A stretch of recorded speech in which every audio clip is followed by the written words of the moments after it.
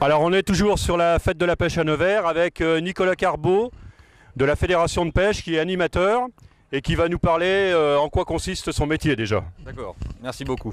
Dans un premier temps, donc, le but pour nous c'est de sensibiliser un maximum de pêcheurs. Et c'est vrai qu'on passe avant tout par les enfants, justement. Donc on travaille beaucoup avec les écoles, les centres sociaux. Et puis donc cette année, on a lancé donc les caravanes de la pêche. Donc voilà, il y a le camion, donc on se déplace partout dans le département à la demande. Donc on a fait un petit flyer qu'on a envoyé justement dans toutes les écoles et on apporte avec nous donc des panneaux pédagogiques. Je ne sais pas si vous pouvez regarder un petit peu ici. Donc des panneaux, du matériel de pêche. Et en général ça se passe de cette façon là le matin, donc c'est de la pédagogie sur l'environnement, les poissons, anatomie, technique de pêche, etc. Et donc la pêche, on fait pêcher les enfants. Donc jusque là ça s'est bien passé, on a fait pêche au cou, pêche à la mouche, pêche des carnassiers. Après pas la pêche de la carpe parce que ça demande quand même pas mal de logistique, mais ça se goupille bien. Donc si tu as d'autres questions. Alors Nico, c'est aussi un pêcheur passionné bien sûr. En dehors de son métier, il pêche beaucoup et sa pêche de prédilection, c'est la pêche du carnassier au leurre. Il connaît les lacs du Morvan comme sa poche. Alors est-ce que tu peux nous donner quelques infos sur ce qui s'est pris à l'ouverture dans les différents lacs, sachant que Pensière était fermé? Okay. Alors le lac qui a le mieux marché c'était Saint-Aignan, dans les premiers temps en tout cas. Et là les Sétons ça commence à être pas trop mal non plus, Chaumson était assez dur. Alors une chose quand même sur laquelle il faut faire très attention, c'est que les cendres sont toujours plus ou moins sur les frayères. Donc nous on a mis des zones de protection qui ont été enlevées donc fin mai. Mais il faut savoir que les cendres sont toujours dessus, donc n'hésitez pas à les remettre en tout cas. Et le cendre marche bien Séton aussi. Bon, tu sais que la Nièvre, c'est un pays où il y a vraiment de quoi pêcher, entre la Loire, l'Allier, les différents canaux, les lacs et tout.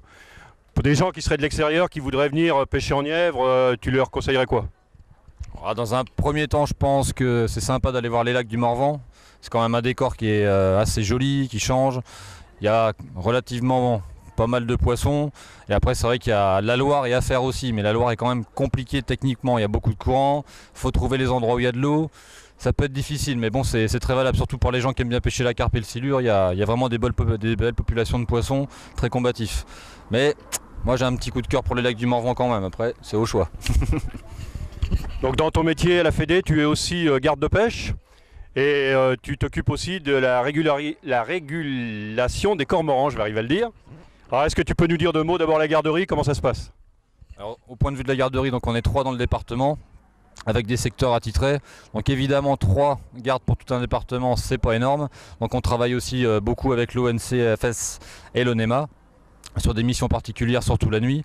Et bon, on peut dire que ça se passe pas trop mal. Après on a des soucis parce que les gens savent pas forcément les règlements et veulent pas les savoir.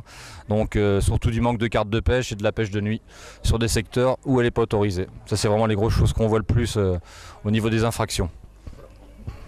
Un petit mot sur les cormorans? Donc les cormorans, toujours un quota de 1000 par an, donc 700 sur les eaux libres, 300 sur les étangs. Et donc on invite justement un peu tous les propriétaires d'étangs à faire la demande aussi, justement, parce qu'on a quand même des gros soucis par rapport à ça. C'est quand même dur de réguler cette espèce-là, et en sachant qu'on n'est pas là pour la détruire complètement, mais bon, il faut qu'on protège nos poissons, ça dans tous les cas. Alors après, c'est une mission qui nous prend beaucoup de temps, qui coûte de l'argent. Et c'est vrai que si on pouvait revenir en arrière à l'époque où justement on ne laissait qu'un œuf dans le nid, ça serait l'idéal, mais c'est pas le cas. Donc c'est pour ça qu'on traite ça comme ça. Bon, un dernier mot sur ta mission, tu es aussi, comme étant la Fédé, tu participes à des vidanges d'étangs, des pêches électriques et tout ça. J'ai eu la chance d'en faire une avec toi il n'y a pas longtemps dans le Morvan, ça s'est bien passé. Donc est-ce que tu peux nous en parler un petit peu, les vidanges d'étangs, comment ça se passe? Alors en général, donc on fait appel, nous, aux APPMA locales ou aux gens qui veulent aider. En général, c'est un très bon moment, ça se passe bien. On a quand même justement, et je vais en profiter pour remercier les gens des APPMA parce qu'heureusement qu'ils sont là, justement pour faire le boulot avec nous. Et donc on a en gros une grosse vidange tous les 2-3 ans qui peut être un grand lac, un grand étang, et sinon donc on vidange nos étangs à nous tous les ans pour remettre justement des poissons dans les eaux, hein, surtout sur les lacs, les canaux, un petit peu la Loire aussi. Normalement, elle travaille toute seule la Loire, mais on en remet quand même, surtout du petit brochet, du fingerling, pour relever un peu les populations. Voilà, en gros. Alors pour clôturer, un dernier petit mot, on sait que la fédération vient d'acheter un nouveau local et va déménager bientôt. Est-ce que tu peux nous en dire Deux petits mots si tu sais ce qu'il en est, le calendrier à peu près, pour savoir quand on va être invité pour l'inauguration en fait. Logiquement, on est en train de commencer à déménager les affaires au fur et à mesure et on doit s'installer, si je ne me trompe pas, au mois de septembre. Donc l'adresse parfaite, j'ai demandé à mon collègue qui est pas loin. 174 Faubourg de Mouesse. Voilà, puis vous êtes les bienvenus surtout. Merci.